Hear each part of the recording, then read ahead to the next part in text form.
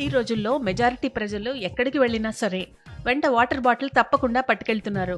ఇంట్లో ఉన్నా కూడా చాలామంది బాటిల్తోనే వాటర్ తాగుతుంటారు.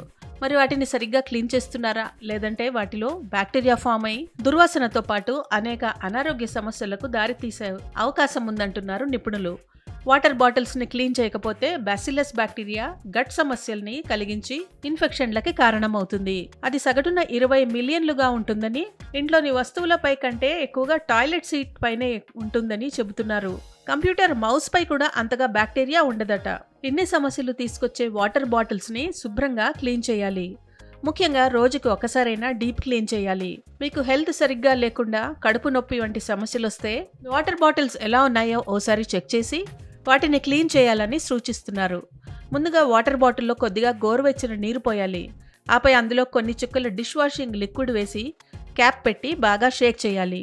కాసేపు అలాగే ఉంచి ఆ తర్వాత బ్రష్ సహాయంతో బాటిల్ లోపల బాగా స్క్రబ్ చేసి శుభ్రమైన నీటితో కడగాలి. అయితే చివరగా డిష్ వాష్లోని రసాయనాల ప్రభావం పడకుండా కొద్దిగా ఉప్పు వేసి కడగాలనే విషయం మర్చిపోవద్దంటున్నారు నిపుణులు. అలాగే బాటిల్ క్యాప్ను కూడా శుభ్రంగా కడగాలి. తర్వాత వాటిని కాసేపు ఆరబెట్టి ఆపై యూజ్ చేయడం మంచిదంటున్నారు. ఆరోగ్య నిపుణులు అధ్యయనాల ప్రకారం ఈ వివరాలను మేం మీకు అందించాం. ఈ కథనం కేవలం మీ అవగాహన కోసమే.